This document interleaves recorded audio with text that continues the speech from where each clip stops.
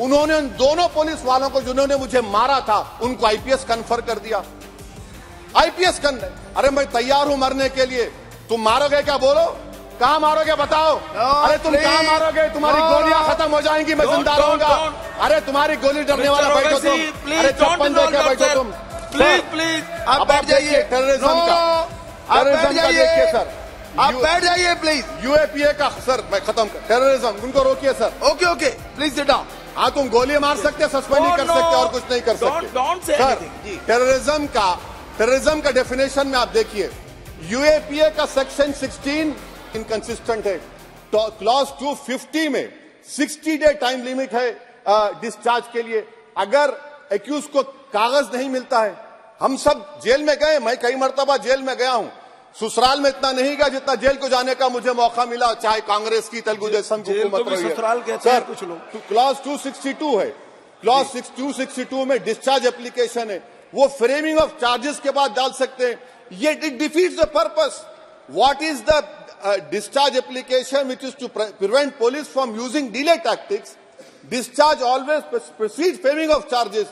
आप मैं उस वक्त तक डिस्चार्ज नहीं डाल सकता जब तक कि वो नहीं होगा। अच्छा, क्लॉज 251 263 देखिए sir, time limit for framing of charges in cases of session trials 60 days of first hearing charges, warrant charges should be 90 days। मगर आपने क्या किया? होशियारी देखिए, बर्बाद करने का कहानी। 193(9) डाल दिया आपने। Can it prescribes a 90-day time limit for further investigation? For further investigation, what will happen when supplementary charge sheet are put? Will the accused be acquitted? क्या मुझे छोड़ देंगे आप? क्या कोई time like this is a dead letter. यानी आप तो पूरे का पूरा सिविल राइट्स लिबर्टीज बोलिए सब छीन ले रहे। अच्छा सर, इसमें आपने लिंचिंग का एक कानून बनाया बीएनएस में, सेक्ट क्लॉज 103 में। अब आप इसमें देखिए सर, लिंचिंग कब हो सकता है? जब आप ये बताएंगे कि ये पर्सनल बिलीफ पर मारा गया, किसी को जेंडर पर मारा गया, कास्ट पर मारा गया। सर, आप तो एक्यूज को तो मौका दे रहे हैं छोड़ने के लिए, आप तो एक्यूज को मौका दे रहे हैं। अच्छा, पर्सनल बिलीफ में रिलीजन क्यों नहीं लिखते भैया आप? इन तीनों कानून में रिलीजन इस्तेमाल किया गया, पर्सनल बिलीफ में रिलीजन नहीं आता। अच्छा सर, आप ये भी देख लीजिए कि 190 में अनलॉफुल असेंबली है, 5 और मोर एक्टिंग टुगेदर। फिर ये क्यों कर रहे हैं आप? 5 मिलकर भी मर्डर करेंगे तो एक 103 भी तो आपने कर दिया। तो इनका यानी ये तो इसका अनलॉफुल एक्टिंग टुगेदर है। अच्छा सर, मैं आपको बताना चाहूंगा, आपके ये बीएनएस का 172(2) आप देखिए कि पेटी केसेस में when the occasion is passed, किसका मतलब क्या है? व्हेन द ओकेजन होगा क्या सर? अब आप हम चुनाव लड़ते तो जो हमारा जो पार्टी अपोजिंग रहती है वो कहती है कि इनके 25 लोगों को 50 लोगों को गिरफ्तार कर लो, गिरफ्तार कर लेते मेरे बूथ के एजेंट्स को, और बोल रहे व्हेन, उसमें आप लिख रहे क्या है? When the occasion is passed, माने पास हो जाएगा पोलिंग के 5 बजे छोड़ देंगे। अरे आप अपना ही हाथ काट रहे हैं अपने आप। याद रखिए, आज आप मुस्कुरा रहे हैं, कल यहां पर बैठेंगे कोई और कर दे का काम आपके ऊपर। अच्छा, रेप सर, रेप क्या? रेप सिर्फ महिलाओं का होता है, मर्दों का रेप नहीं होता है क्या? आपका प्रोविजन नहीं है क्या? स्टॉकिंग नहीं होती है मर्दों की? अच्छा, जस्ट होता है सर, आप हंस रहे हैं, होता है, होता है। आपकी हंसी इस बात का इकरार है कि आप जानते हैं किसका हुआ है। तो justice JS Verma sir, justice JS Verma का जेंडर न्यूट्रल बनाइए। अच्छा, क्लॉज 69 को, क्लॉज 69 लव जिहाद आ गया। देखिए सर, क्लॉज 6 लव जिहाद आ गया, उसमें बियॉन्ड रीजनेबल डाउट प्रूव ही नहीं कर पाएंगे आप। अब उसमें क्या बताना पड़ेगा? Suppressing identity. यानी अगर कोई महिला मोनू मानेसर चोमू चंडीगढ़ से इश्क करती है, बाद में उसको मालूम होता है कि वो मानेसर का नहीं है, चंडीगढ़ का नहीं है, तो क्या क्लॉज 69 एक्शन में आएगा? आप बताइए कि अच्छा, अगर कोई ये कहेगा कि मेरा नाम, कुछ नाम है, कई कुछ नाम होता है जो कॉमन नाम होता है मुसलमानों में, दीगर मज़ाहिब में, तो क्या वो सेक्शन अप्लाई होगा? ये क्या आप कर रहे हैं? अच्छा, आपने अडल्ट्री को निकाल दिया, आपने होमोसेक्सुअलिटी को निकाल दिया। तो ये कंसेंशुअल सेक्सुअल रिलेशन जो 18-20 साल के ऊपर के लोगों में करते हैं, मैं इसका खिलाफ जरूर हूं मजहबी एतबार से, मगर आप क्यों उनकी ऑटोनॉमी को रोकना चाहते हैं? अच्छा सर, सेक्शन क्लॉज 1093 बीएनएस का, आपको it does not require knowledge और intention part of person facilitating commission of organize crime. ये मैं 5 मिनट दीजिए सर, सर बीएनएस का सेडेशन पे देख लीजिए, सेडेशन को आपने दोबारा ला लिया, लफ्ज सेडेशन इस्तेमाल नहीं किया आपने। 3 साल से 7 साल आपने सुप्रीम कोर्ट को अंडरटेकिंग दी थी कि प्रोविजन नहीं लाया जाएगा। तो चेयरमैन सर, यहां पर हिंदी के एक बहुत मशहूर कवि का वो शेर मुझे याद आ रहा है, मैथिली शरण गुप्त का, कि राज्य को यदि हम बना लेंगे भोग तो बनेगा वो प्रजा का रोग, फिर कहूं मैं क्यों ना उठकर हूं आज मेरा धर्म राजद्रोह। कार्ल मार्क्स ने कहा था sir, history repeats itself first as a tragedy, second as a farce. आप क्लॉज 195 1D देखिए, it criminalises the making of publication of false and misleading information jeopardising sovereignty integrity of India. Vague है, यानी जो कोई भी पत्रकार investigative journalism लिखेगा आप उसको इस्तेमाल कर लेंगे और जेल की सलाखों में उसको डालकर आप सड़ा देंगे।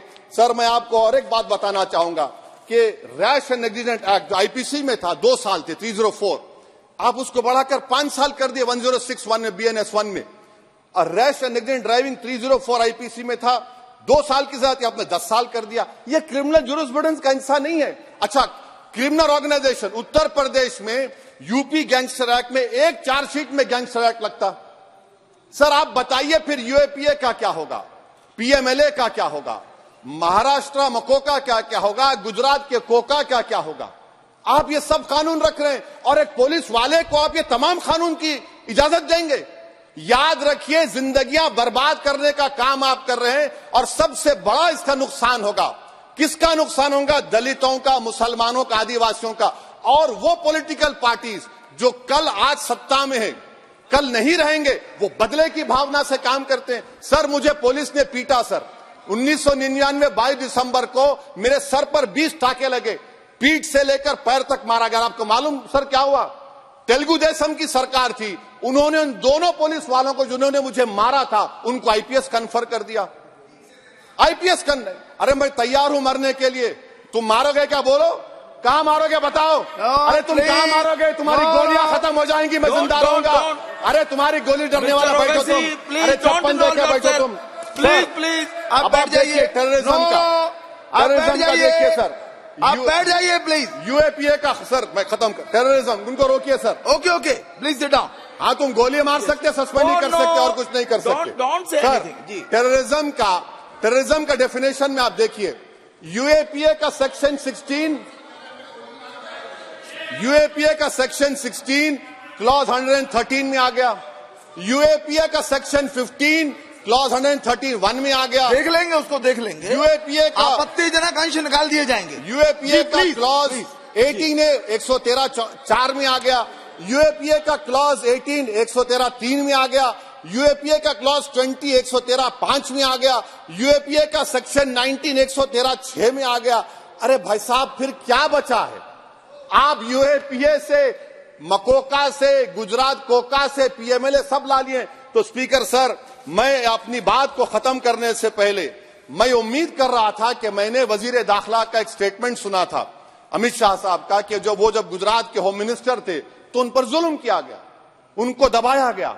मगर हम ये समझ रहे थे कि जिस शख्स पर नाइंसाफी हुई है, जो वो क्लेम कर रहे हैं, तो कम से कम वो दूसरों से नाइंसाफी तो नहीं करेंगे। आप क्या कर रहे हैं?